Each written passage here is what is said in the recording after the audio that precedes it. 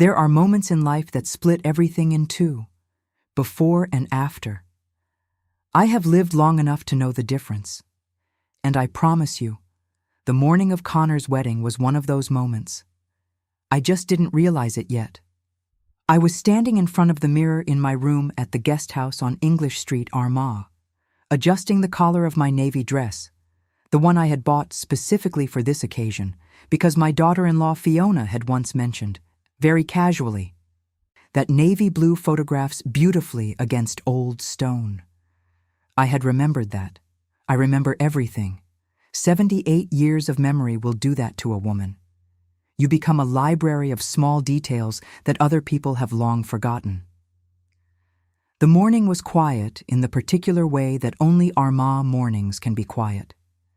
There is something about this city that settles into you like old wool, heavy, familiar, smelling faintly of rain and centuries. I have always loved it here. I was not born in Armagh, mind you. I came from Derry originally, practiced law for decades in Belfast, and spent more years than I care to count in courtrooms and mediation chambers, listening to families unravel themselves over misunderstandings that should never have grown so large. But Connor had built his life here, and so Armagh had become, in its own way, part of mine. The estate where the ceremony would be held sat on Cathedral Road, just a short distance from the two great cathedrals that watch over this city from their opposing hilltops, one Protestant, one Catholic, both ancient, both magnificent, both quietly insisting on their own version of the same sky. I had driven past the estate the evening before just to see it in the fading light. It was a restored 19th century manor, all gray limestone and tall sash windows, surrounded by gardens that still held onto their last summer roses. There were oak trees along the perimeter wall that had been standing since before my grandmother was born. The kind of trees that make you feel temporary. I find that comforting, strangely enough. At my age, there is something restful about things that have outlasted everyone who ever worried about them. The car arrived for me at 10:30. My knees reminded me, as they always do now, that elegance has a price. I arranged myself into the back seat with as much dignity as the situation allowed and watched Armagh drift past the window. The Georgian terraces, the pale stone of the courthouse where I had once argued a property settlement that lasted 4 days, the old market square. Memories layered over the present like transparencies. That is what this city does to me. That is what age does to everything. We turned through the estate gates, and I felt my breath catch slightly, the way it sometimes does when something is more beautiful than you anticipated. The grounds were immaculate. Late September roses still clung to the stone walls in dusty pinks and creams. White chairs had been arranged on the lawn in front of the manor's south facade, and someone had threaded ribbon through the old iron railings along the garden path. Ivory ribbon, very simple, very elegant. Fiona's taste, without question. The woman had spent her entire career curating beauty, and it showed. Guests were already gathering on the lawn when I arrived. I recognized several faces, Connor's colleagues from the architectural restoration offices in Belfast, a few cousins from my late husband's side, a woman I had known decades ago when we both sat on a charitable housing trust board in the 90s. Everyone was dressed beautifully. Everyone was holding glasses of something sparkling. Everyone was smiling with that particular quality of warmth that weddings seem to summon even from people who have not spoken in years. And then I saw Fiona. She was standing near the stone steps that led up to the manor's entrance, speaking quietly with a woman I didn't recognize. Tall, silver-haired, wearing a pale green coat that suited her perfectly. When Fiona caught sight of me coming across the lawn, something shifted in her expression. Not dramatically. Not in a way that anyone else would have noticed. But I am a woman who spent 40 years reading faces across mediation tables, and I noticed it immediately. She excused herself from the silver-haired woman and came toward me with her arms open, and the embrace she gave me was... It was too firm. That is the only way I can describe it. Fiona is an affectionate woman. She has always been warm with me, but this was different. This was the kind of embrace that means something other than hello. It meant something closer to thank God you're here. She smelled of lily of the valley and something underneath that, something that I can only describe as tension. Some people carry stress in their shoulders. Fiona carries it in the quality of her stillness, and that morning she was not still at all. "Evelyn," she said, pulling back to look at me. Her eyes were bright, and yes, they were happy, genuinely, truly happy. But there was a layer beneath the happiness that I could not immediately identify. "You look absolutely beautiful. You look like a woman about to marry my son," I said, "which is the finest thing I've seen in years." She laughed, and it was a real laugh, not a performed one. But then she leaned slightly closer, and her voice dropped to something that was barely above a whisper, so low that the nearest guests, perhaps 3 meters away, could not possibly have caught a single word of it. "Evelyn," she said, "if anything unexpected happens today, promise me you'll look for the truth before choosing who to believe." I felt the words settle into me like a stone dropped into still water. I looked at her. I looked very carefully at her face. She was not frightened. She was not distressed in any way that I could name with certainty. But she was resolved. That was the word. She looked like a woman who had made a decision and was at peace with it, even though the decision itself remained unexplained. Before I could say a single word in response, Connor appeared at Fiona's side with the particular energy he has always carried, that warm, slightly overwhelming enthusiasm of a man who genuinely loves a celebration. He is 56 years old, and he has never lost the quality of taking up slightly more space than expected. Not in an unkind way, simply with the fullness of someone who has always been certain of his welcome. "Mom." He kissed my cheek and squeezed my hand. "You're here, Grand. Doesn't she look magnificent?" This last was directed at Fiona, who smiled with a completeness that seemed entirely genuine. "She's been brilliant all morning," Connor added, with the easy reassurance of a man who hadn't heard a word of what had just been whispered. "Wedding nerves, you know." "Does it to everyone?" Fiona's smile held perfectly, and the morning carried on. The ceremony was held on the lawn, beneath the oaks, with the manor's limestone facade as the backdrop and the Armagh countryside rolling away in the distance behind low stone walls. The celebrant was a woman I had not met before, mid-40s, composed with a quiet warmth that suited the occasion without overwhelming it. The vows Connor and Fiona had written themselves were not the kind of vows that make people uncomfortable. They were honest and plain and very deeply felt, and I will not pretend that I did not have to search my handbag twice for a tissue.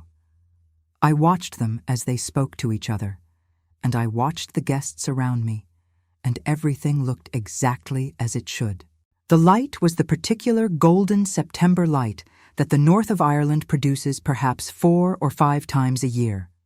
Low and warm and slightly amber, making every stone and every garden and every face look like something from a painting of a life well lived. And yet, the word that Fiona had used stayed with me through the entire ceremony, not constantly, but the way a piece of music stays with you, surfacing unexpectedly, retreating, surfacing again. Look for the truth before choosing who to believe. I have spent a long career dealing in truth. I know that it rarely announces itself. It tends to arrive sideways, disguised as something ordinary. The reception moved indoors after the ceremony into the estate's historic ballroom on the first floor. Long windows overlooked the gardens, and beyond the gardens, the patchwork of fields and hedgerows that Armagh spreads across the land like a well-used quilt. Tables had been laid in ivory and gold. Someone had placed small arrangements of dried heather and late garden roses at each setting. Very Northern Irish, very beautiful, and I found myself thinking that Fiona must have planned every detail of this for months, possibly years. I was seated between a cousin of Fiona's from Newry, a woman in her late 60s named Margaret Gallagher, who had the particular quality of being deeply interested in everyone around her without seeming to ask too many questions. and an old colleague of Connor's named Desmond Hart, who had the very opposite quality of being deeply interested in himself while appearing to discuss other topics. Between the two of them, I managed well enough. The meal was unhurried and generous. The speeches were, on the whole, dignified. There were moments of laughter that sounded true, and one speech, from Fiona's older sister, Patricia, that produced a silence so complete that you could hear the garden wind against the tall windows. Patricia spoke about her sister with the particular authority of someone who has watched a person survive their own depths and emerge eventually into something finer than before. She did not elaborate on what those depths had been. She didn't need to. I watched Fiona's face during that speech. She held her composure with both hands, the way you hold something precious that you're afraid of dropping. And when Patricia finished and the room began to breathe again, Fiona reached across the table and took Connor's hand and held it with a quietness that told me everything and nothing simultaneously. It was during the long, unhurried middle of the afternoon, that golden hour of weddings when the formal parts have ended and the informal parts haven't quite found their shape yet, when people drift between conversations and the music from the far end of the ballroom drifts over everything like warm water, that I decided I needed a moment alone. This is not unusual for me. At 78, after a lifetime of other people's crises, I have learned to recognize my own need for stillness. And this particular afternoon, with Fiona's words circling quietly inside me and the beauty of the day pressing on me from all directions, I needed 10 minutes of quiet, and my reading glasses, which I had left, I was almost certain, in the small leather case inside my handbag, which I had left, I was equally certain in the estate's library on the ground floor, where I had paused earlier in the morning to admire the collection of bound agricultural records from the 1800s lining the lower shelves. The library was at the end of a long corridor off the manor's main entrance hall, beyond a door of dark paneled wood that stood slightly ajar. The sounds of the reception faded as I walked down the corridor, the music becoming a gentle murmur, the voices dissolving into something indistinct. The stone floor was cold even through the soles of my shoes. The walls held portraits of people long gone, their painted eyes following me with the studied indifference of those who no longer require anything from the living. The library itself was dim and still and smelled precisely as a 19th century library should smell, of old leather and dust and the particular mineral scent of stone walls that have held the same air for 200 years. My handbag was exactly where I had left it, on the arm of a wingback chair near the window. I found my reading glasses. I was perfectly satisfied. I was turning to leave when I noticed the door to the small anteroom at the far end of the library. What I had gathered from an earlier glance at the estate's information card served as a private washroom for events. It was the kind of room that larger houses tucked away behind bookshelves, small and stone-floored and fitted with antique plumbing that worked better than it had any right to. I had no particular need of the washroom at that moment, but as I glanced toward the door, which also stood slightly ajar, something caught my eye. A faint rectangular glow, blue-white, the unmistakable light of a mobile phone screen illuminated in a dark space. I pushed the door open gently. The washroom was empty. It smelled faintly of lavender soap and old stone. On the marble shelf beside the antique basin, a beautiful thing, white with a thin blue painted border, the kind of fixture that had been installed when running water was still a novelty, there rested a mobile phone. It lay face up, and as I stood in the doorway, the screen lit again with the particular automatic brightness of a phone responding to movement nearby. A scheduled note had appeared on the screen. Not a message. Not a missed call, a note set to display at a specific time. The kind of thing you create deliberately, knowing it will appear whether or not you are there to see it. I am not a woman given to impulsive actions. 40 years of legal practice teaches you to be precise about the difference between things that are your business and things that are not. I stood in that doorway for perhaps 30 seconds. Which is a long time when you are standing in a doorway of a dark washroom reading words on a stranger's phone that were clearly never intended for you. The note read, If this phone is found today, please open the green portfolio in the estate library before the reception ends. It contains the documents that explain everything. No name, no signature, no accusation, no threat, no drama of any kind. Only a request. Simple, deliberate, and aimed, with an accuracy that would only become clear to me later, directly at whoever had enough reason to be standing in that particular washroom on that particular afternoon. I stood there a moment longer. Then I turned back into the library, and I began to look for a green leather portfolio among the shelves of a room I was only just beginning to understand I had not stumbled into by accident. I have handled a great many things in my life that required steadiness. Contested wills, disputed land boundaries that had caused feuds lasting longer than some marriages, families seated across tables from each other, each side absolutely certain of their own version of events, each side carrying a grief they had no language for yet. I had learned, over decades, to move slowly through charged atmospheres, to read the texture of a room before I touched anything in it. The library of that Armagh estate had a particular texture that afternoon. It was not threatening. I want to be clear about that. There was nothing cold or hostile in the air of that room, but there was weight. The kind of weight that accumulates in spaces where important things have been decided, where papers have been signed and hands have been shaken over matters that altered the courses of people's lives. I have felt that quality in courtrooms.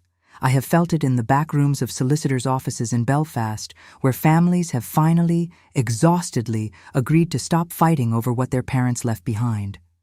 I felt it now, standing among the shelves of a 19th century library in Armagh, looking for a green leather portfolio, while the sound of a wedding reception drifted distantly from the floor above.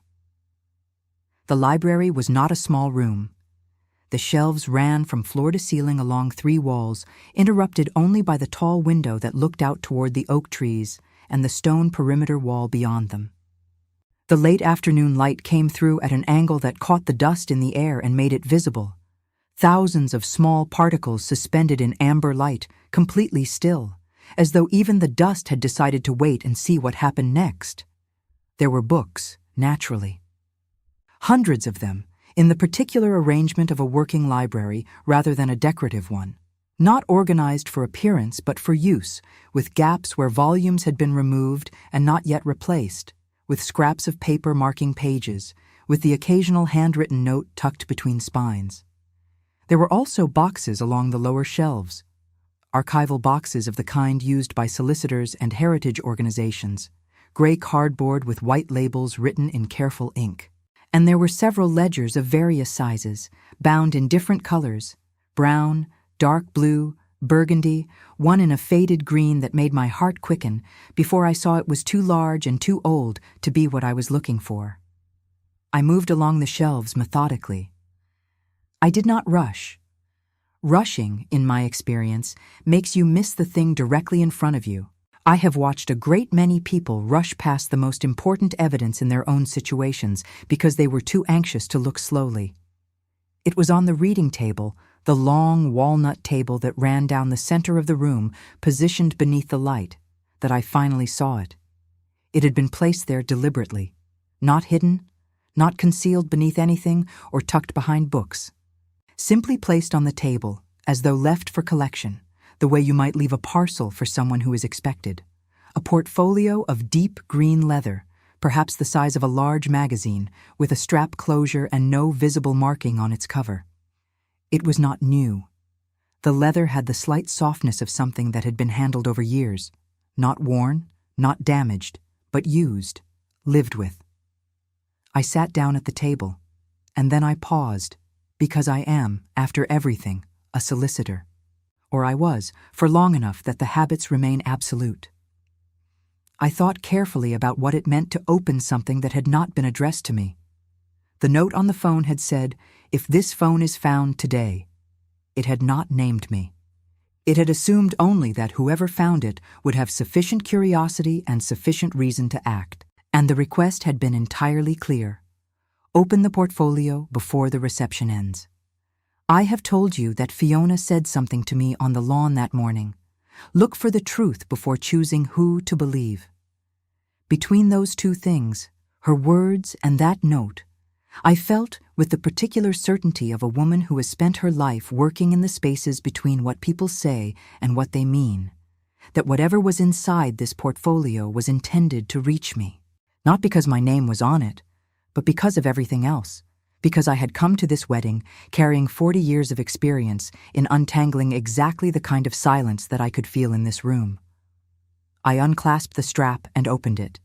The interior was organized with a precision that I recognized immediately as the work of someone trained in legal documentation. Not the casual organization of someone sorting personal papers, but the structured, deliberate layering of someone who wanted the material to be found and understood in a specific sequence. There was a small card on top of everything else, cream-colored, handwritten in a clear, careful script that I didn't recognize. Please read in order. Nothing here is meant to cause harm. Everything here is meant to complete what was left unfinished. I set the card to one side and looked at what lay beneath it. The first item was a folded letter on paper that had aged to the color of weak tea, the kind of yellowing that happens over decades, not through neglect, but simply through time. It was handwritten in a script that belonged to an earlier generation.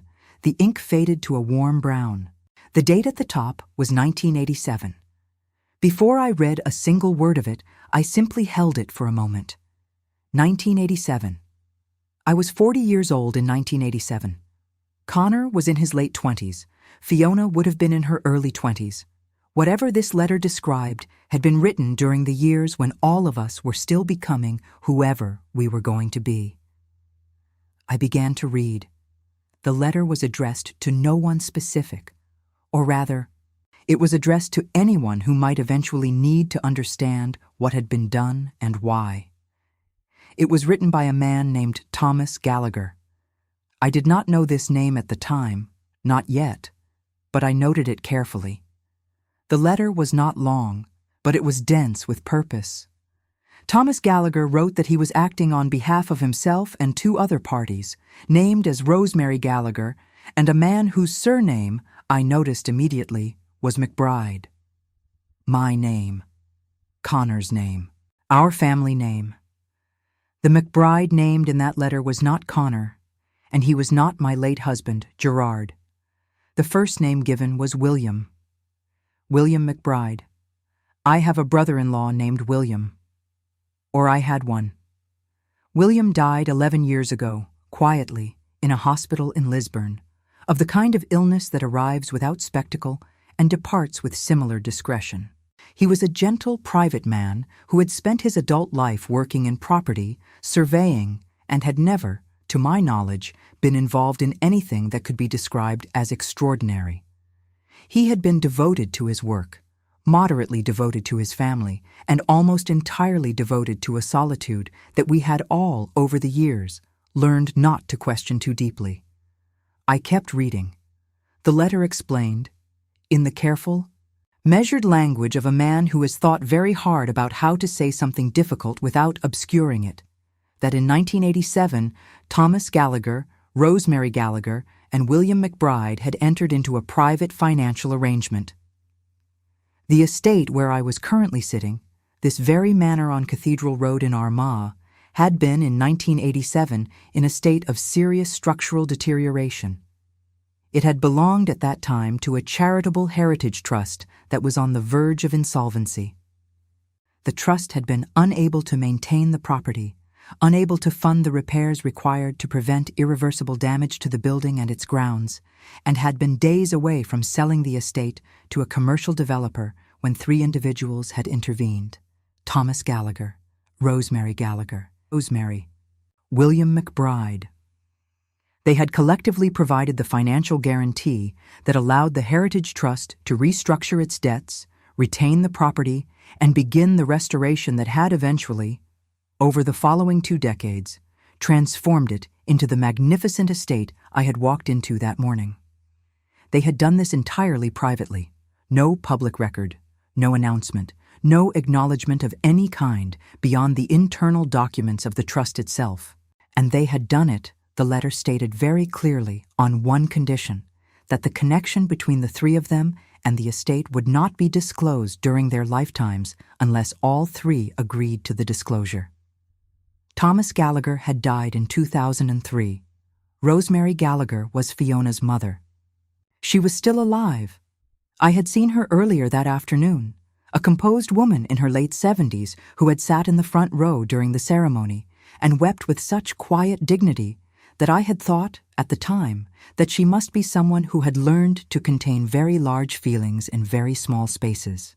William McBride had died 11 years ago, as I said, in Lisburn. Of the three original parties, only Rosemary remained, and now her daughter had married William's nephew. I sat with that for a moment. The late afternoon light was shifting, moving across the walnut table at a different angle. The sounds from upstairs, music, voices, the particular warm murmur of a celebration in its comfortable middle hours, continued without me, the whole bright machinery of the wedding turning over and over above my head while I sat in the library below and read myself into a history I had never known existed. Now, if you have found your way to this story and you are feeling what I was feeling in that moment, that particular mixture of astonishment and the dawning of something that almost makes sense, the way a pattern begins to emerge from what looked like disorder, then I would ask you to stay with me, because what I had read was only the beginning of what the portfolio contained.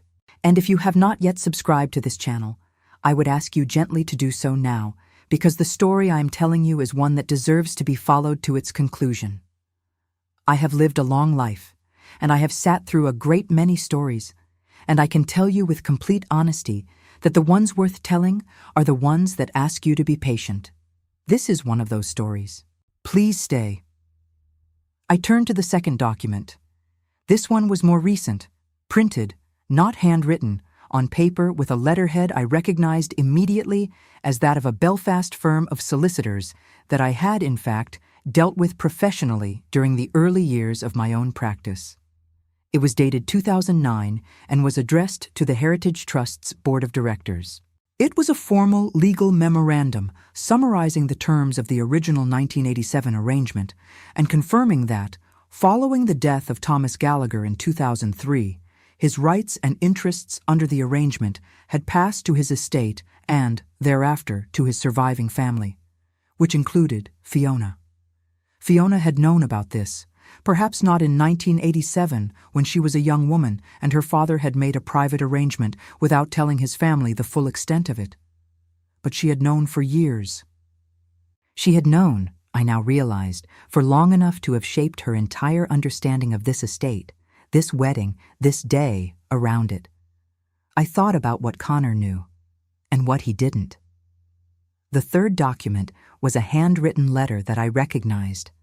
The handwriting was one I had seen on birthday cards, on the occasional note left on my kitchen table when Connor came to visit and I was out, on the inscription in a book he had given me some years ago. It was Connor's handwriting. But the letter was not addressed to me. It was addressed to Fiona. It was dated 8 months ago. I will not repeat every word of it, because some things belong to the people who wrote them, even after you have read them in a library you were not supposed to enter. But I will tell you what it meant, because the meaning of it was not private. The meaning of it was exactly what everything else in this portfolio was building toward. Connor had written to Fiona that he had discovered, through his professional work on a heritage restoration contract, that the estate on Cathedral Road had an anomaly in its registry records. A gap in the documented funding history between 1985 and 1990 that no one had ever formally explained. His work as a civil engineer, specializing in the restoration of historic public buildings, had given him access to archival material that most people never see. He had not been looking for anything. He had found it the way you find things you weren't looking for, by paying attention to what doesn't quite fit. He had brought the anomaly to Fiona, and Fiona had told him everything. According to Connor's letter, they had then spent several months together, in the evenings, on weekends, across the kitchen table with cups of tea that went cold while they talked. piecing together the full picture of what William McBride and Thomas and Rosemary Gallagher had done in 1987.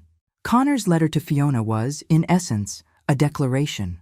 Not a romantic one, or not only that. It was a declaration of intention.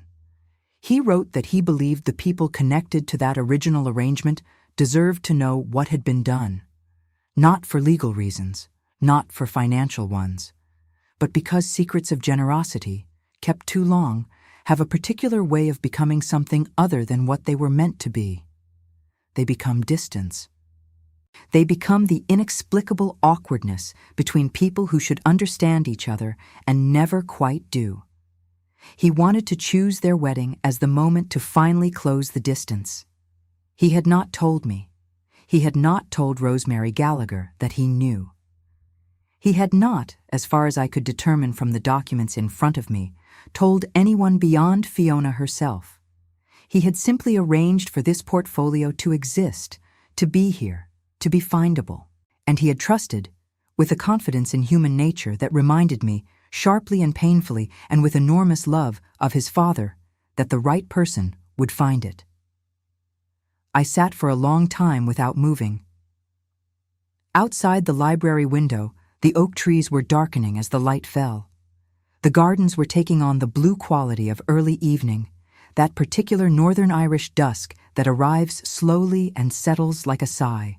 I could hear the estate's gravel paths crunching occasionally as guests wandered between the ballroom and the gardens, their voices rising briefly and then fading. Somewhere above me, the band had begun to play something slow, something that sounded, even filtered through 2 floors of 19th-century stonework, like it had been chosen by people who understood exactly what music can hold when words aren't sufficient. I looked at what remained in the portfolio. There were several more items, an estate map from 1986 with handwritten annotations marking the areas of structural damage.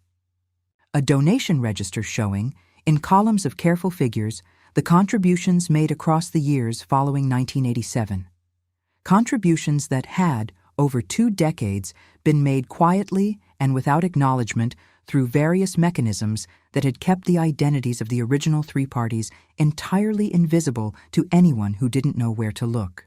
There were pages from a restoration diary, a handwritten log kept by one of the Trust's architects during the renovation years of the late 80s and early 90s, describing in practical, unsentimental language the slow return of the building from ruin to something worth saving. And there was a sealed envelope at the very back of the portfolio with a single word written on it in the same handwriting as the letter I had found first. The word was Rosemary. I did not open that envelope. It was not addressed to me. Whatever was inside it was meant for Fiona's mother, and Fiona's mother was upstairs at a wedding, and I was a solicitor even in retirement, which means I understand the precise and absolute difference between what is yours to open and what is not. But I sat with the sealed envelope in my hands for a moment before I placed it carefully back in the portfolio, and I thought about Rosemary Gallagher sitting in the front row that morning, weeping with that contained and private dignity.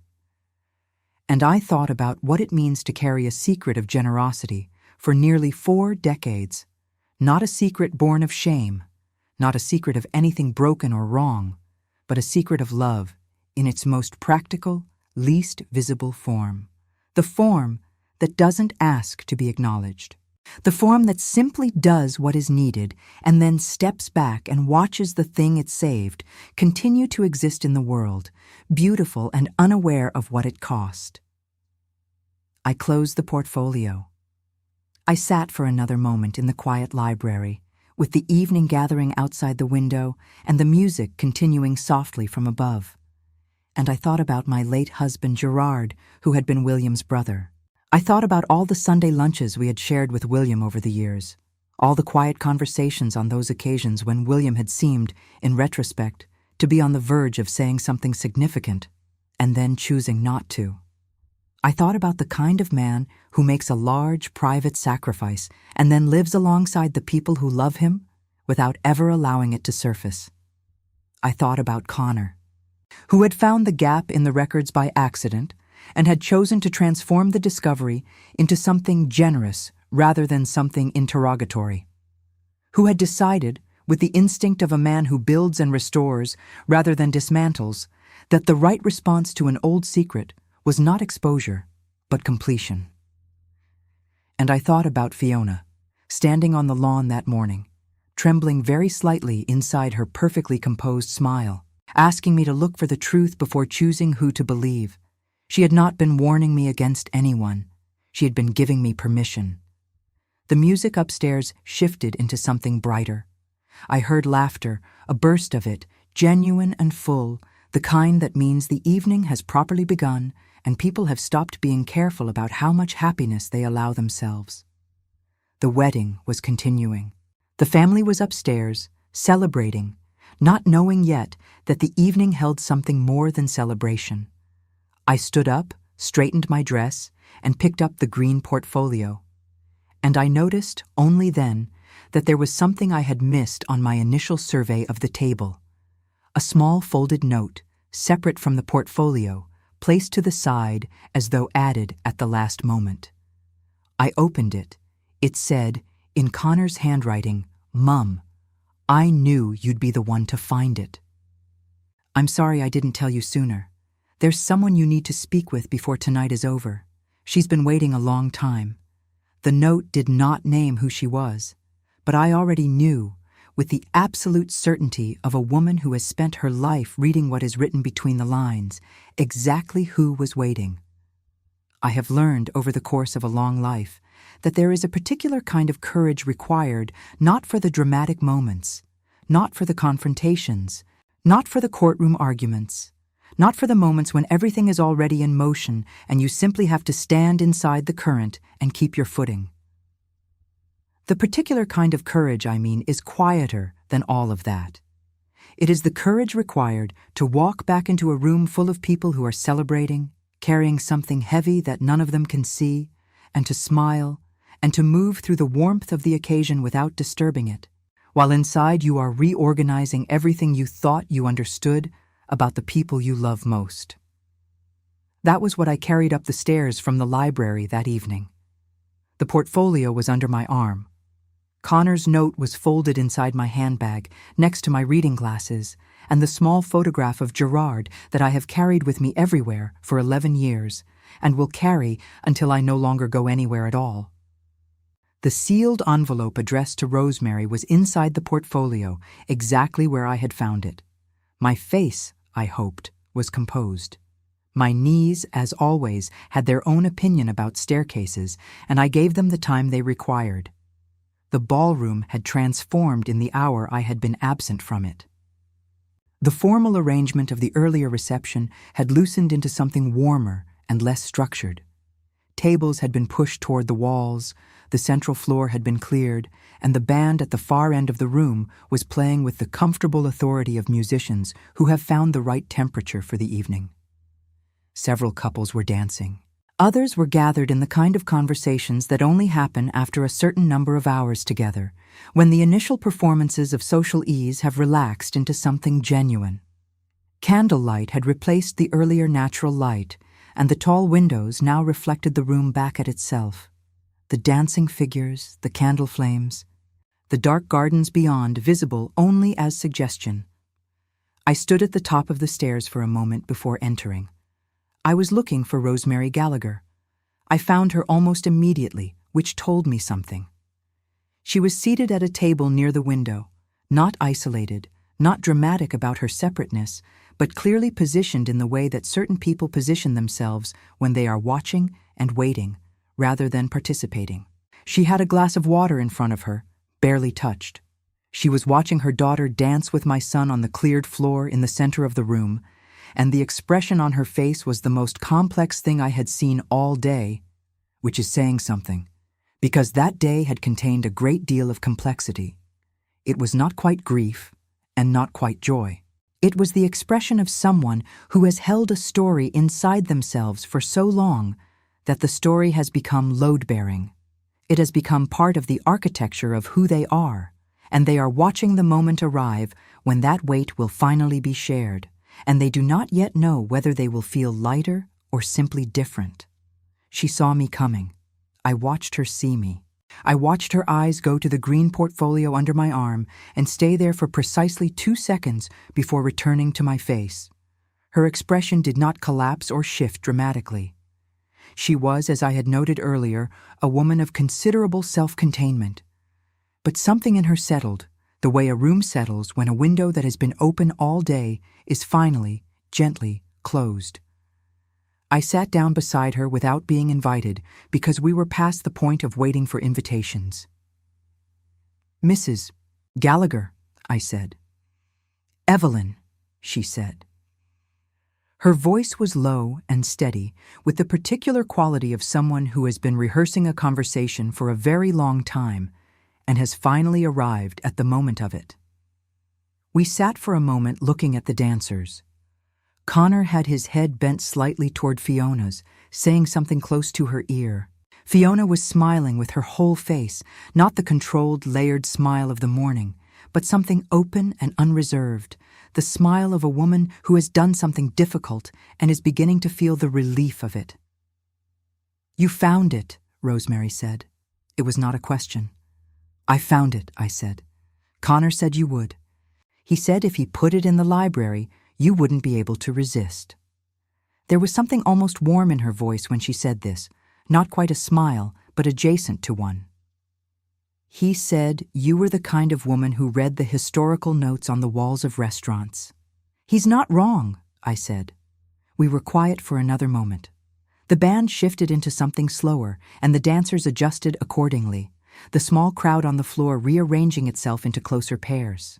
Candlelight moved across the ceiling in the draft from the windows. "The envelope is still sealed," I said. "I didn't open it. It has your name on it." Something moved across Rosemary Gallagher's face at that. Something that a less experienced observer might have missed entirely. It was not surprise. She had expected, I think, that I would have enough professionalism to leave what was not mine unopened. It was something closer to gratitude, but underneath the gratitude, there was something older, something that had been waiting, sealed and patient for a very long time, much like the envelope itself. "Thomas wrote it," she said, "before he died. He gave it to Fiona and told her to keep it until she felt the time was right." She paused. "Fiona has been deciding what right looks like for quite a few years now." "She chose well," I said. Rosemary looked at me then, a direct, assessing look of the kind that I recognized as belonging to someone who has spent their life making careful judgments about other people. We were, I realized, two women of similar professional instincts who had arrived at the same table from opposite ends of the same story. She had spent her career, I would learn later that evening, in heritage preservation law, a field adjacent to my own, concerned with the legal mechanisms by which the past is protected from the carelessness of the present.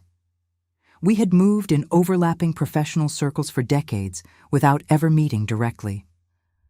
"I owe you an explanation," she said. "You owe me nothing," I said, and I meant it precisely. "But I would be grateful for one, if you're willing." She was. What Rosemary told me over the next half hour, while the wedding continued around us, while the music played and people laughed and Connor and Fiona moved through their first evening as husband and wife, was this. In 1986, the estate on Cathedral Road had been an estate that those familiar with heritage buildings recognize as critical. Not dramatically ruinous, not the collapsed roofs and exposed rafters of abandoned places, but the quieter, more insidious deterioration of a building whose maintenance has been deferred for too long by an organization without sufficient resources. The Heritage Trust that owned the property had been established decades earlier with admirable intentions and inadequate endowment. By the mid-'80s, the trust was managing on reserves that would not survive another winter of repair bills, and the board had begun, reluctantly, to negotiate with a developer who wished to convert the estate into a private hotel, a use that would have preserved the building's fabric while erasing entirely its character as a public heritage site. Thomas Gallagher had known the trust's director personally. He had heard, through that connection, that the sale was imminent. He had walked the estate one afternoon in the autumn of 1986, alone, moving through the gardens and the library and the ballroom and the long stone corridors. And he had felt, Rosemary described this with the careful precision of someone repeating words that had been said to them long ago and held with great care ever since, that the building was asking to be saved. Not from ruin, exactly. From the wrong kind of continuation. He had gone home and told Rosemary. And Rosemary had agreed with him because she had visited the estate herself and felt the same thing, and because she was the kind of person who, when she feels something strongly and has the means to act on it, acts. The difficulty was the means. Thomas and Rosemary Gallagher were not wealthy in any absolute sense. They were comfortable. Rosemary's legal practice was established. Thomas's architectural consultancy was successful. But the amount required to provide the Heritage Trust with a credible financial guarantee was beyond what they could commit alone. Thomas had approached 2 other colleagues, people he trusted absolutely, people he had known long enough to know their characters as well as their professional competence. One of them had declined. The reasons were private, and Thomas had never disclosed them. The other was William McBride. William, my brother-in-law, the quiet man who had surveyed property across Northern Ireland for 30 years, who had sat at our Sunday table and eaten Gerard's roast lamb and talked about nothing remarkable, who had died 11 years ago in Lisburn without anyone knowing that he had, in 1987, helped to save a 19th-century estate in Armagh from being turned into a hotel. He didn't hesitate, Rosemary said. Thomas told me afterward that William's response was immediate. He said something like, some things are worth more than they cost. And then he asked where to send the paperwork. I felt the particular sensation that I can only describe as recognition, the feeling of understanding suddenly and completely, something about a person that you thought you already knew. It rearranges you, not dramatically, but thoroughly. He never said a word, I said. Not to me, not to Gerard, not to anyone in the family as far as I know. That was the condition, Rosemary said. Not because anyone demanded secrecy, but because that was simply who William was. Thomas told me once that William had said he preferred that the building be the evidence, that if the place was still standing and still itself in 20 years, that would be enough. I thought about William. I thought about all the Sunday lunches and the quiet conversations and the particular quality of his silences, which I had always taken for simple reserve, and which I now understood had contained an entire chapter of his life that he had chosen to keep entirely to himself. And I want to pause here, because this is the part of the story that I find the most difficult to move past quickly. Not because it is painful, it isn't, or not only, but because it asks something of you when you are sitting in a candlelit ballroom at your son's wedding, holding a green leather portfolio full of documents from 37 years ago, realizing that a man you loved and thought you knew completely had a whole dimension of generosity that he carried in absolute silence for the rest of his life. It asks you to sit very still inside the complexity of that, to not rush past it toward the next thing. If you are watching this and you have ever known someone like that, someone whose goodness was so private that you only discovered it after the fact, sometimes long after, then you understand what I mean. And if this story is reaching you in some way, if it is asking you to think about the people in your own life and what they might be carrying quietly, then I would ask you to share it with someone who might need to hear it. And if you haven't yet subscribed to this channel, please do.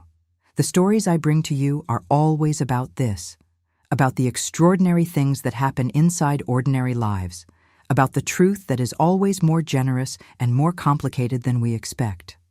Stay with me. There is more to come. I asked Rosemary what had happened after the arrangement was made. She explained it methodically, in the organized way of someone trained in legal narrative. The 3 of them had provided the financial guarantee through a mechanism that kept their identities off the public record. Entirely legal, carefully structured, designed to function as a bridge loan that the Heritage Trust could use to restructure its debts and avoid the sale. The trust had been able to present its creditors with a credible plan. The sale to the developer had been withdrawn, and the restoration had begun. Over the following years, the trust had gradually repaid the arrangement, not in the original financial terms, which had been deliberately written to be more generous than a commercial loan, but through a series of formal acknowledgments recorded in the trust's internal documentation. Acknowledgments that credited the 3 original parties in the trust's own records, visible to the trust's board and administrators, but never to the general public. The restoration of the estate had taken nearly a decade of sustained work.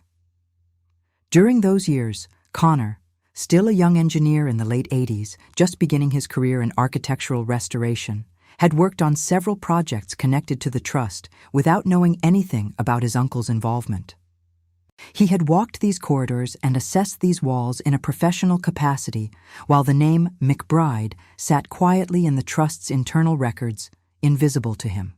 It was only 20-odd years later, when he was reviewing archival contract documentation for a separate heritage project and happened to consult the trust's historical records for comparative reference, that the anomaly had caught his eye.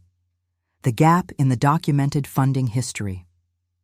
The careful absence where the 1987 arrangement should have appeared in the public record. He had pursued it with the methodical patience of a man who restores historic buildings for a living, someone who understands that what has been concealed can always be found, given sufficient care.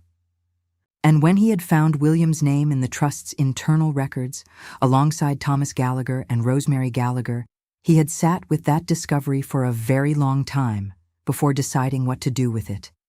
He had told Fiona, and Fiona had told him about the envelope that Thomas Gallagher had written before he died and given to his daughter to keep until the right moment. The envelope that was now sitting inside a green leather portfolio on the table between me and Rosemary Gallagher in the candlelit ballroom of the estate that Thomas and Rosemary and William had, between them, saved. "She's been waiting for the right moment for years," Rosemary said quietly. When Connor found the records, when he came to Fiona with what he'd discovered, she felt it. She felt that was it. That was the moment Thomas had been waiting for her to recognize. "The wedding," I said. "All 3 of them connected," Rosemary said. "Connor, Fiona, this building. She wanted everyone who mattered to be in the same room when it was finally said aloud." I looked across the ballroom at my son, who was now standing at the bar talking to Desmond Hart with the easy confidence of a man whose evening is going exactly as planned. Because for Connor, I now understood. This evening was going exactly as planned. Every detail of it, the library, the portfolio, the note on the phone, the sealed envelope, the right person in the right room at the right time. He had built this evening the way he built restoration projects, with patience, with precision, and with complete faith in the integrity of the structure. "He asked me to be the one to bring it to you," I said to Rosemary. "The portfolio. He knew I'd find it. He said you would know what to do with it." Rosemary looked at me with that direct, clear gaze. "Were you a solicitor long?" 40 years, I said. "Then you understand," she said, "what it means when a document has been waiting in the wrong place for the right reader." I understood exactly what she meant. In 40 years of legal practice, I had held documents that changed the understanding of entire families. I had read letters that dissolved feuds and revealed generosities and complicated the simple narratives that people build around their histories. I had sat across tables from people who were meeting the full truth of their own family stories for the first time, and I had watched them reorganize themselves around it, sometimes with difficulty, sometimes with relief, always with the irrevocable quality of a before and after. This was that, but gentler than most, and more beautiful than any I had encountered in a professional context, because this one had no victims and no villains. It had only people who had done quietly extraordinary things, and the family they had left behind to discover it. The evening continued around us. The band played. The candles moved in the drafts from the tall windows. Outside, the Armagh countryside had fully darkened, and the lights of the estate were the only warm thing in the wide black landscape. Rosemary and I talked for another hour. She told me about Thomas, about who he had been, about his architectural work, about the quality of his attention to the world, which had been, she said, the thing she had loved most about him. The way he noticed what other people walked past. The way he stopped to look at things that were in the process of being lost. She told me about the years of the restoration, about the occasional site visits she and Thomas had made to Cathedral Road, watching the building come back to itself, watching the stonework repaired and the windows rehung and the gardens recovered from their long neglect. She told me about the emotion of those visits, which she had experienced as a private joy so complete that she had never found adequate language for it, which was perhaps why she had never spoken of it. I told her about William, about the Sunday lunches and the quiet conversations and the particular quality of his company, which had always seemed to ask very little of you while giving a great deal. About the way he had talked about buildings, with a professional respect that I now understood had a personal dimension I had never suspected. About his death, which had been peaceful and attended by family, which is all any of us can reasonably hope for. I told her that knowing this about him, knowing what he had done in 1987 and kept silent for the rest of his life, did not change who he had been to me. But it deepened him. It gave him a dimension that had been invisible, and the visibility of it, even now, even posthumously, felt like a gift. Rosemary listened to all of this with the careful attention of someone who has been waiting a long time to hear it. And when I finished, she was quiet for a moment, and then she said something that I have thought about every day since. She said, "I think people like William, people who do the extraordinary thing and then simply return to their ordinary life, I think they're not keeping a secret. I think they're keeping a faith. They believe that the thing they've done will be enough on its own, that it doesn't need their name attached to it to matter." The candles on our table moved. The music played. Connor laughed at something across the room, and the laugh carried the full length of the ballroom, warm and unguarded. And I held the green portfolio in my hands and thought about what it meant that this building was still here, that the oak trees in the garden were still here, that this candlelit room, with its long windows and its dancing couples and its particular quality of a life being properly celebrated, that all of this had been preserved quietly and without acknowledgement by three people who had simply looked at something beautiful that was in danger of being lost and decided, between them, that it should not be. The evening was reaching its natural point of gathering. I could feel it, the way a long day begins to draw its energy inward, the way people who have been in celebration for hours begin, almost imperceptibly, to orient toward conclusion. The band was playing with a slightly different quality now. The conversations had taken on the warm, retrospective tone of people who are beginning to say goodbye. Connor caught my eye from across the room. He looked at the portfolio under my arm. He looked at Rosemary beside me. He looked at my face. And then he did something that I will remember for as long as I remember anything. He raised his glass very slightly, not in a toast, not dramatically, not in a way that anyone nearby would have noticed or interpreted. Just the smallest acknowledgement. The gesture of a man who has placed something careful and important into the world and is watching it arrive where it was meant to go. I held the portfolio a little more firmly and looked toward the door of the library corridor, where the long walnut table waited in the dark with its circle of chairs. And I knew, with the particular certainty that only comes when you have spent enough years reading rooms and people and the spaces between what is said and what is meant, that the evening was not yet finished. What still needed to happen would happen soon. And there was one more person in that room who did not yet know the full shape of what this day had contained. The sealed envelope sat inside the portfolio, and Rosemary Gallagher had not yet opened it. There is a particular stillness that descends on old buildings late in the evening. I have felt it many times over the course of my life, in the solicitors' offices where I worked late into winter nights, in the courthouse corridors after the last case of the day had concluded, in the old family house in Derry where I grew up and where the rooms seemed to breathe differently after midnight. It is not an eerie stillness. It is the stillness of a place that has absorbed a great deal of human life over a long time and has learned, in consequence, a kind of patience, a willingness to hold whatever is brought to it without judgment. The estate on Cathedral Road had that quality in abundance. As the evening drew toward its conclusion and the last of the formal celebration began to settle into its final hour, I went to Connor. He was standing near the tall windows at the far end of the ballroom, holding a glass of water and looking out at the darkened gardens with the particular expression of a man who has spent a great deal of energy on something and is only now, in the quieter margins of the evening, allowing himself to feel the full weight of it. The candlelight caught the silver at his temples. He has had silver in his hair since his 40s, like his father, and like his father, it suits him in a way that makes him look not older, but more fully himself. I stood beside him without speaking for a moment. We have always been able to do that, Connor and I. There are people in your life with whom silence requires explanation, and there are people with whom it requires nothing at all. He has been the latter since he was old enough to understand that not every moment needs to be filled. You read everything, he said. It was not a question. Everything that was mine to read, I said. The envelope is still sealed.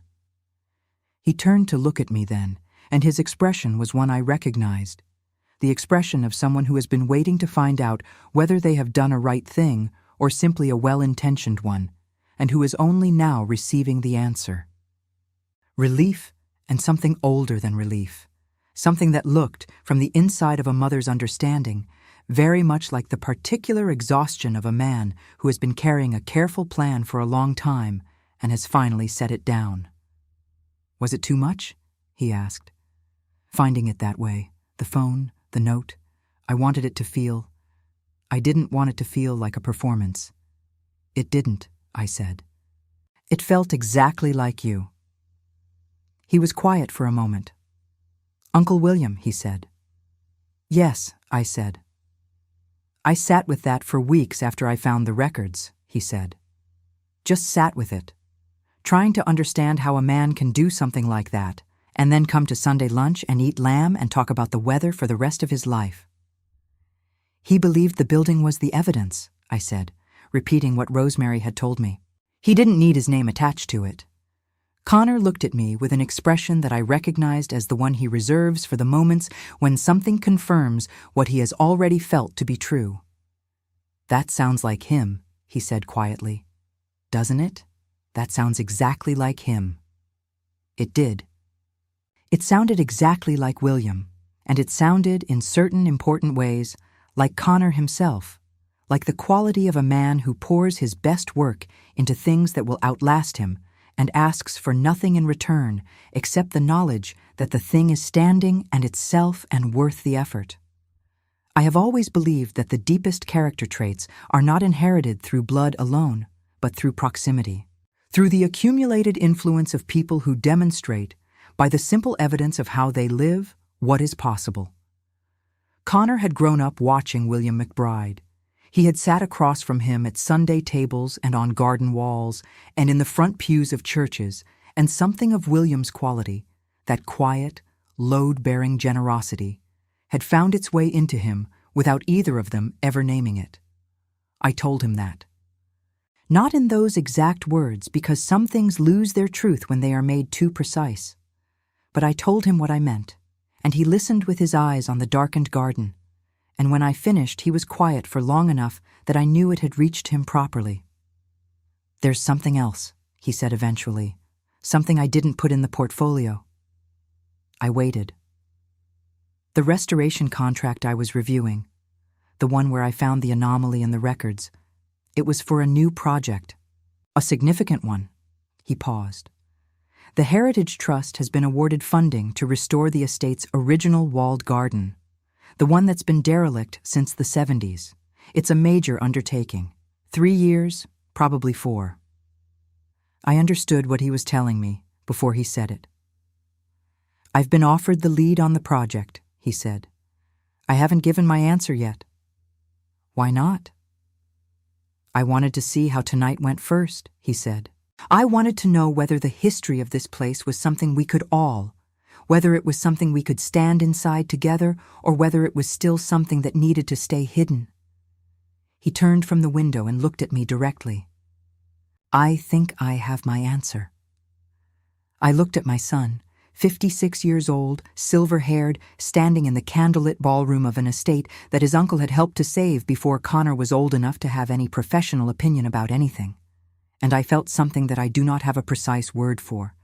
It sits somewhere between pride and recognition and the particular ache of understanding that the people you love have become, fully and completely, themselves, that they no longer need you to be anything other than present. "Take the project," I said. He smiled, and it was his father's smile, the one that begins in the eyes before it reaches anywhere else, the one that means he has already decided and was simply waiting for permission he didn't actually need. "Come with me," he said. "There's something that needs to happen, and I think it should happen now." What happened next was this. Connor went to Fiona. I watched him cross the ballroom, watched her turn at his approach with an expression of such complete and trusting attentiveness that it made something in my chest tighten pleasantly.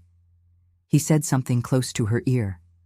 She nodded once, a single, deliberate nod, the nod of someone who has been waiting for this particular signal. Then she went to her mother. I watched Rosemary Gallagher receive whatever Fiona said to her with the composed attention of a woman who had long since made her peace with this moment arriving, even if she had not known precisely when or how. She set down her glass of water. She straightened her pale green coat. She looked at me across the ballroom with an expression that contained, in its directness and its quiet, something very like the expression of a colleague rather than a stranger. The particular recognition between two people who have spent their lives in the same kind of work and are meeting finally over the most significant case either of them has encountered. The library corridor was quiet as we walked down it. The sounds of the ballroom receded behind us, the last of the evening's music, the low murmur of remaining guests, the occasional burst of laughter from someone who had found the tail end of the celebration particularly enjoyable. The stone floor was cold, and the corridor lights were low, and our footsteps were the most distinct sound in the building at that moment. Connor pushed open the library door. The room was exactly as I had left it. The walnut table, the wingback chairs, the shelves of books and archival boxes, the tall window now showing nothing but darkness, and the faint reflection of the room itself. Someone. Connor, I presumed, who had clearly thought about every detail of this evening with the thoroughness of a man who plans restorations, had placed additional candles on the mantelpiece and the side tables while I had been upstairs. The library was warm and amber-lit, and it smelled of old paper and candle wax and the faint mineral cold of the stone walls beneath the warmth. We gathered around the walnut table, Connor and Fiona on one side, Rosemary and I on the other, Patricia, Fiona's older sister, who had given the speech that had silenced the room earlier, joined us quietly, having been, I gathered, informed by Fiona in advance that her presence would be wanted. She sat beside her mother with the composed attentiveness of someone who knows the shape of a significant moment and has enough respect for it to be still inside it. And there was one more person, a woman I had not met before that evening. The silver-haired woman in the pale green coat whom I had seen Fiona speaking with when I arrived that morning. She came into the library last, and she moved with the careful steadiness of someone managing a difficult emotion with long practice. She introduced herself to me quietly. Margaret Hart. I noted the surname, the same as Desmond Hart, Connor's colleague, but this was not a connection I would understand fully until later. For the moment, I noted her and placed her within the gathering with the professional instinct of someone who automatically accounts for everyone in a room before any significant conversation begins. Connor placed the green portfolio on the table. He looked around at all of us, his new wife, his mother, his mother-in-law, his sister-in-law, and this woman Margaret whose presence carried its own significance. And he spoke without any preamble, because Connor has always had the good sense to know when words are most valuable when they are fewest. "There are people in this room who already know most of what's in here," he said, "and there are people who know parts of it. And there may be things in here that none of us know yet." He put his hand flat on the portfolio for a moment. "I don't think it matters anymore who knew what and when. I think what matters is that we're all here, and the building is still standing, and the people who made that possible deserve to have that said aloud. So that's what tonight is." He opened the portfolio, and one by one, across that walnut table in the candlelit library of an Armagh estate on a late September evening, the documents were passed around and read. The 1987 letter from Thomas Gallagher, read aloud by Fiona, in a voice that was steady for the first 2 paragraphs and less so for the third, and completely itself again by the time she reached the end. Patricia reached across and took her mother's hand while Fiona read, and Rosemary allowed it, which told me more about their relationship in that single gesture than I could have learned from hours of conversation. The legal memorandum from 2009 passed quietly around the table, each of us reading it in turn with the particular attention that legal documents demand, the attention that is not emotional in the moment but deposits its emotion into you for later retrieval. The restoration diary pages, these produced something unexpected. Margaret Hart, the silver-haired woman, asked if she might read a particular page aloud. She had been given it by Connor, who nodded. She read a passage describing a site visit in the summer of 1991, when the restoration was perhaps halfway complete. The architect's log described a morning when several people had come to the estate informally, not in any official capacity, but simply to walk through the building and see how the work was progressing. The log did not name them. But Margaret Hart read the description of the visit with a precision that suggested she knew exactly who had been there, and when she finished, she said quietly, "My father wrote this diary." The room absorbed that. Her father had been one of the restoration architects. He had known, through professional channels, about the arrangement that had made the restoration possible. He had known the names. He had kept them, as requested, entirely out of the public record. And he had died, she told us, briefly and without dramatic elaboration, 3 years ago, having never spoken of it beyond his professional circle. Another thread, another quiet life lived alongside a significant act, both of them parallel and private, and only now, in this room, becoming part of the same visible story. If I have learned one thing in 78 years, it is this: the true history of any place is never the official one. The official history is the surface, the named donors, the recorded decisions, the plaques on walls, and the entries in public registers. The true history runs underneath, in the decisions made by ordinary people at moments when no one was watching, for reasons that had more to do with love and loyalty and the instinct toward preservation than with recognition or reward. It is in the private letters and the sealed envelopes and the restoration diaries kept by architects who understood that some things are worth more than the record of them. This building knew that. You could feel it in the weight of its walls. Now, I want to say something here to whoever is watching this, because we are approaching the end of this story and I feel it is owed. I have told you this story in the way that I experience all the most important things. Slowly, with attention to the texture of each moment, without rushing toward the conclusion at the expense of what the journey contains. If you have stayed with me this far, through 4 parts of a story that asks you to sit inside complexity and not demand that it resolve itself quickly, then you are exactly the kind of person this story was made for. And I would ask you, genuinely and warmly, to subscribe to this channel if you have not already done so, and to leave a comment below telling me something, anything, that this story brought to mind for you. A person in your life who carried something quietly. A place that meant more than anyone knew. A moment when you discovered that the history of something you loved was deeper than you had understood. I read every comment, every single one, and the conversations that happen in the comments are, very often, the best part of what we do here together. So please, stay and speak. The sealed envelope. It had sat in the portfolio through everything, through all the letters and documents and diary pages, present but unopened, with Rosemary's name on it in Thomas Gallagher's handwriting. Now the table was quiet. The other documents had been read and set aside with the careful reverence that significant things deserve, and the envelope was the only thing remaining. Connor slid it gently across the table to Rosemary. She looked at it for a long moment. Her hands were folded on the table in front of her, and she was very still.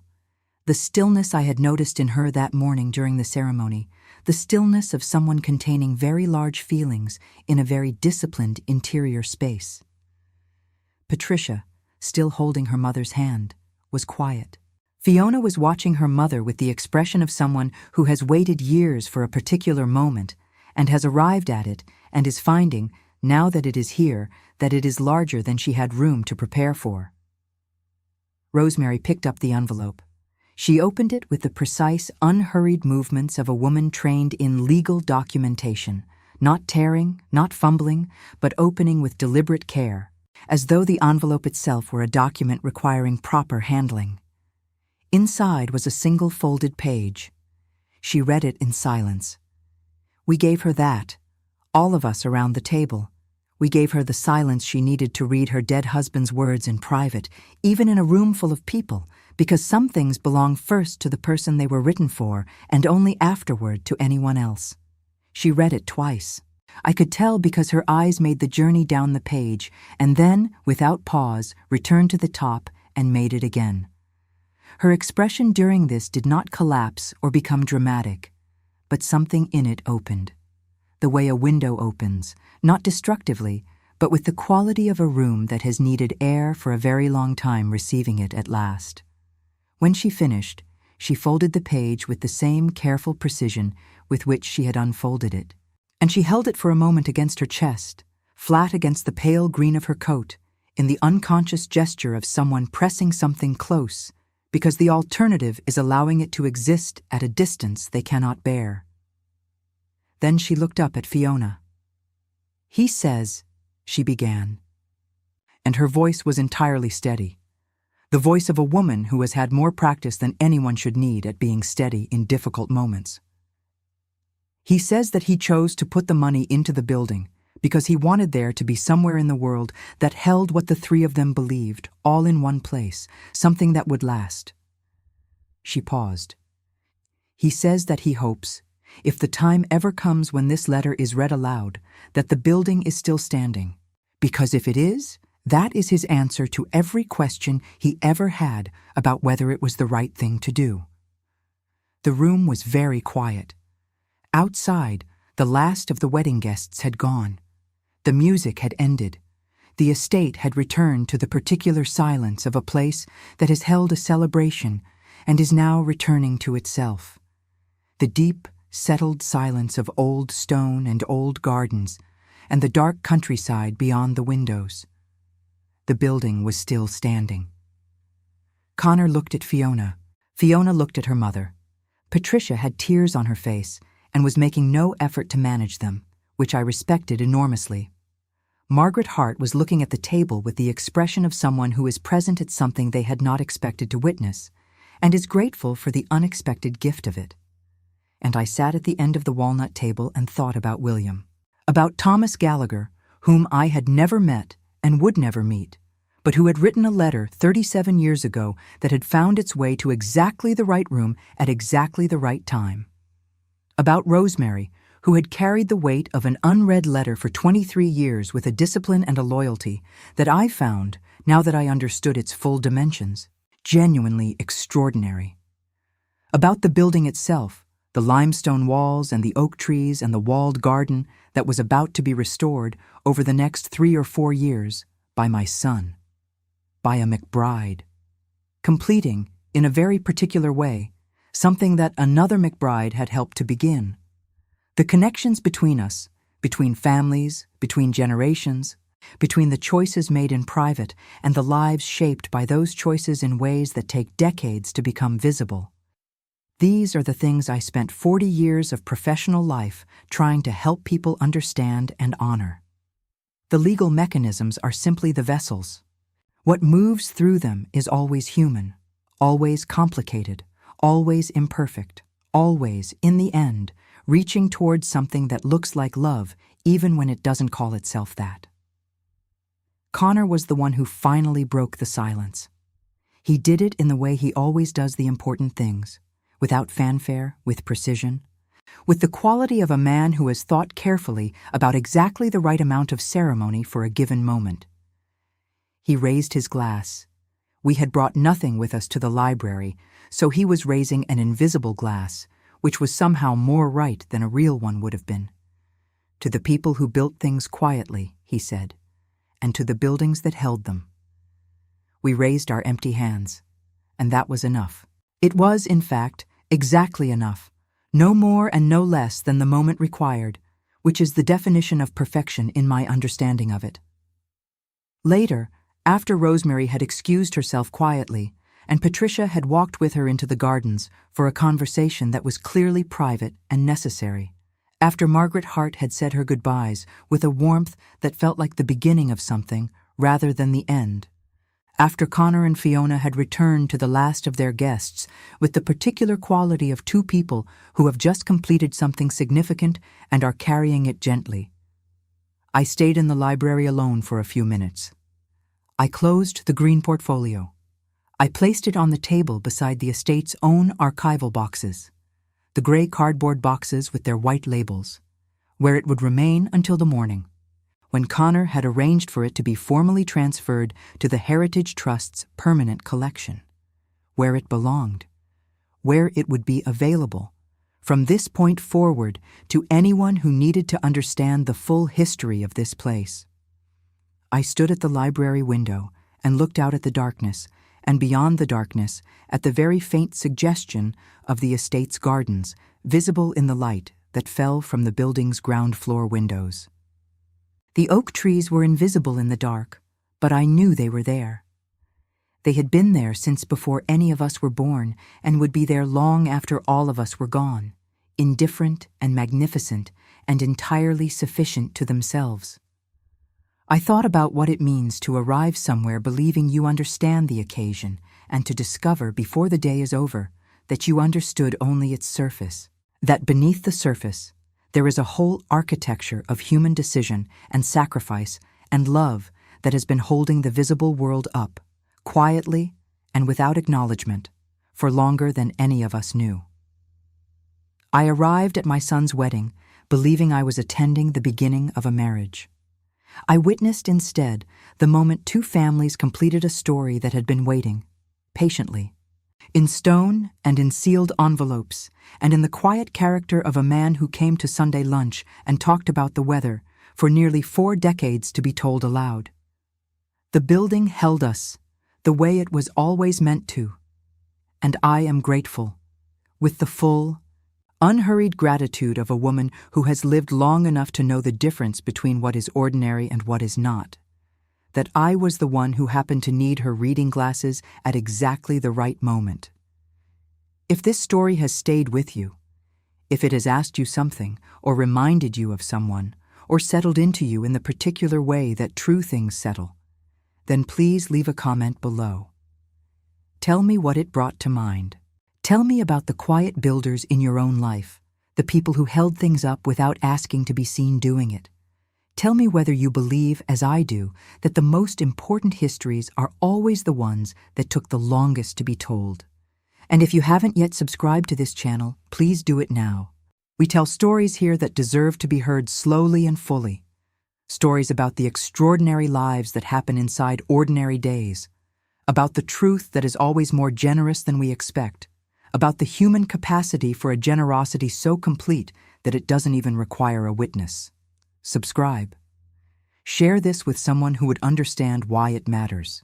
And come back for the next story, because there are always more. There are always more.